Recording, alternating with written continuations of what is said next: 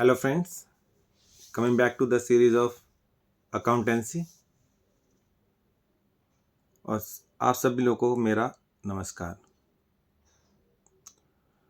पिछली क्लास में हमने देखा डेबिट क्रेडिट रूल, मैंने आपको बताया था। एक बार हम उसको फिर से रिवाइज करेंगे। हमने 3 तरह के अकाउंट बताए हैं, पर्सनल अकाउंट, रियल अकाउंट और नॉमिनल अकाउंट। पर्सनल अकाउंट में रिसीवर डेबिट होता है, गिवर क्रेडिट होता है। नॉमिनल अकाउंट में प्रॉफिट, रिवेन्यू, इनकम ये सब क्रेडिट होते हैं। लॉसेस, एक्सपेंसेस ये सब डेबिट होते हैं। और मैंने कुछ आपको ट्रांजैक्शन का नेचर बताया था, जैसे एसेट हैं, हमारी लायबिलिटीज़ हैं, एक्सपेंसेस हैं, इनकम है, इनकम को रेवेन्यू भी कहते हैं हम, डेटर है, क्रेडिटर है। अगर इसमें कुछ मूवमेंट होता है उससे हमें समझ आना चाहिए। अगर हमारी एसेट बढ़ रही है, इट मीन्स एसेट हमारी डेबिट में एंट्री में आएगी। डेबिट में एंट्री में आने का मतलब है एसेट डेबिट होगी। Increase in asset means debit the asset, decrease in asset means credit the asset. In the similar way, if our liability is increased, then liability will be credited. And if we pay liability, it means liability is decreasing. It means liability will be debited by paying. Either it be bank or cash. Bank के through भी payment हो सकती है और cash के through भी payment हो सकती है। और दूसरा एक्सपेंस में जैसे हमने बताया था, सैलरी है, किसी को हमने डिस्काउंट दिया, बैंक चार्जेस हैं, स्टाफ वेलफेयर का खर्चा है, कन्वेंस है, कन्वेंस भी एक्सपेंसेस का पार्ट है। ये अगर ये इंकर्ड करते हैं हम, इंकर्ड करने का मतलब है कि हम इसको कर रहे हैं और ये सारे डेबिट होंगे। ये बेसिक रूल है हमारा डेबिट क्रेडिट, जिसके बारे में पीछे डिस्कस करते हैं और उस पर हम क्वेश्चंस भी करेंगे। इसमें बहुत सारे क्वेश्चन करेंगे क्योंकि डेबिट क्रेडिट जर्नल एंट्री है जो, दैट इज द मेन और important part of accountancy. Unless you learn debit credit rule, you are not able to complete or make your balance sheet.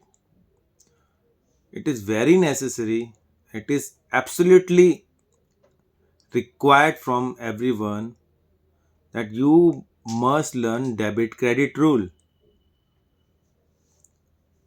And in the earlier class मैंने आपको बता दिया है कि debit credit rule क्या होती है। And coming to the accountancy, we have some assumptions. हमारे अकाउंटेंसी में कुछ assumptions होती हैं। assumption like separate entity concept, going concern और consistency. These 3 are the pillar of accountancy. अगर ये 3 कॉन्सेप्ट को आपको अंडरस्टैंडिंग नहीं है, इसका मतलब अकाउंटिंग नहीं बना सकते। सेपरेट एंटिटी कॉन्सेप्ट, इसका मतलब क्या है कि business and businessman both are different entity and a separate entity. For example,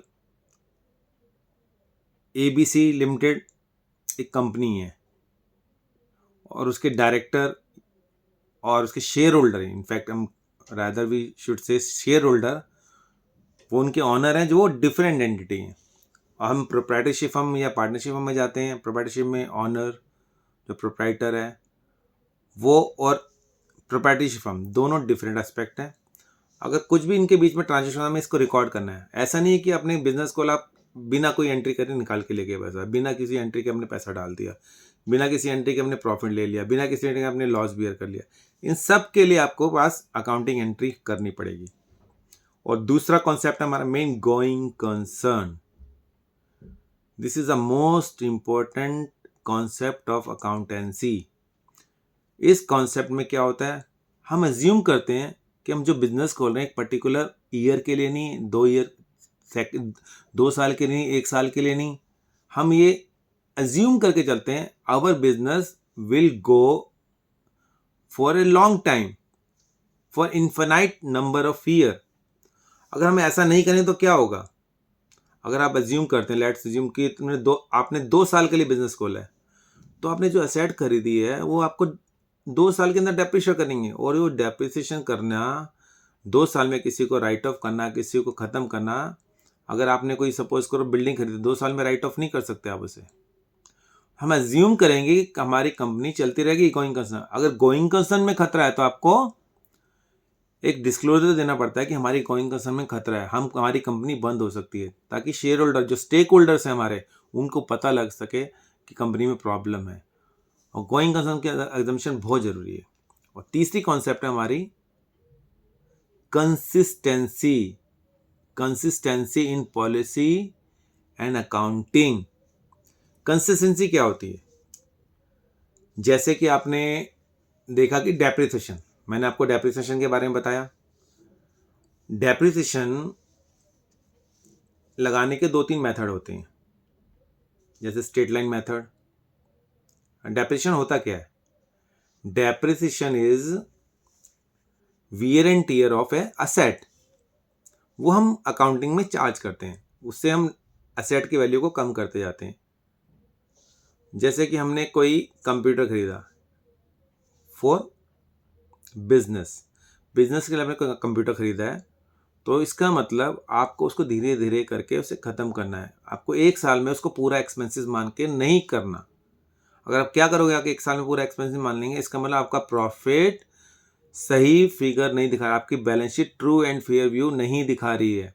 तो आपको उसे उसके नंबर ऑफ ईयर या उसकी नंबर ऑफ जो लाइफ है, उसके लाइफ है, जिसकी नंबर ऑफ ईयर में लाइफ है, उसके अकॉर्डिंगली आपको धीरे धीरे करके डेप्रिशिएट करना है, उसको एक्सपेंस बुक करना है। सपोज आपने 50,000 में कंप्यूटर खरीदा, कंप्यूटर ऐसा है कि वो 5 साल चल जाएगा, तो every year you have to book 10,000 as an expenses in the form of depreciation. ये हमारी कंसिस्टेंसी है। कंसिस्टेंसी में क्या होगा? अगर आप स्ट्रेट लाइन मेथड यूज कर रहे हैं तो हमेशा आपको स्ट्रेट लाइन मेथड यूज करना है। अगर WDV मेथड यानी return down value method use कर रहे हैं तो आपको हर साल return down value method use करना है। कंसिस्टेंसी होनी चाहिए मेथड, जो भी पॉलिसी अडॉप्ट करते हैं। एक अकाउंटिंग पॉलिसीज होती है हमारी, वो अकाउंटिंग पॉलिसी कंसिस्टेंटली फॉलो होनी चाहिए। अगर आपकी अकाउंटिंग पॉलिसी कंसिस्टेंसी फॉलो नहीं हो रही है, इसका आपको डिस्क्लोजर देना पड़ता है। Disclosure is the main important part of accountancy. अगर आपका डिस्क्लोजर नहीं है, इसका मतलब you are not giving your true and fair view of your balance sheet and your financial final account. Disclosure is required, ये आपको ध्यान रखना है। तो हमारे 3 इंपॉर्टेंट कॉन्सेप्ट अकाउंटेंसी के, first is separate accounting concept, separate entity concept. Second is going concern concept, and third is consistency concept. Consistency means we have to be consistent in our accounting policy, in following the accounting policy. ये 3 चीज आपको ध्यान रखनी है। और debit credit rule हमने पढ़ लिया है। इसके अलावा बहुत सारी हमारी एजम्पशंस होती है accounting assumption, like conservative approach में हम ये सोचते हैं कि लॉस अगर फ्यूचर में आपको दिख रहा है तो अभी उसको प्रोविजनिंग कर लीजिए, यानी अभी से मान लो कि हाँ लॉस होने वाला, उसको अभी से प्रोविजनिंग कर लो, धीरे धीरे करके खत्म करते हैं। अगर फ्यूचर में गेन दिख रहा है तो you should not book that, gain को नहीं बुक करना। लेकिन कंजर्वेटिव होने का मतलब आप एक तरह से बहुत ज़्यादा कंजर्वेटिव हैं कि आप लॉस को धीरे का प्रोविजन कर रहे हैं। अगर आपको फ्यूचर लग रहा है जैसे नेक्स्ट ईयर आप किसी ने आप पे केस करा, आपको लग रहा है नेक्स्ट ईयर वो हमारे अगेंस्ट में आ जाएगा और आपको पेमेंट करनी पड़ेगी, तो आपको उसको बुक करना पड़ेगा, उसका प्रोविजन करना पड़ेगा।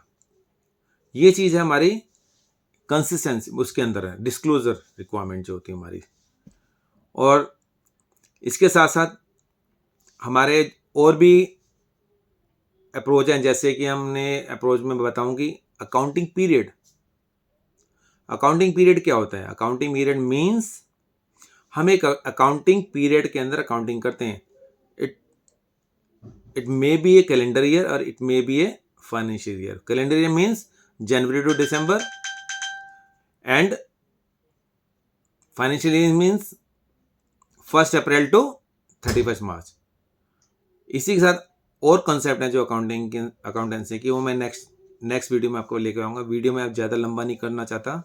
हम धीरे धीरे करके एक एक वीडियो अपलोड करेंगे और आप हमारी अकाउंटेंसी के बारे में पूरी आपको नॉलेज दूंगा. अकाउंटेंसी बहुत ही इजी कॉन्सेप्ट है जिसे आप बहुत आराम से सीख सकते हैं. Please subscribe to my channel for more videos so that you can get the alert or notification whenever I introduce or I post a new video or new class in the YouTube. Thank you very much. For now, bye.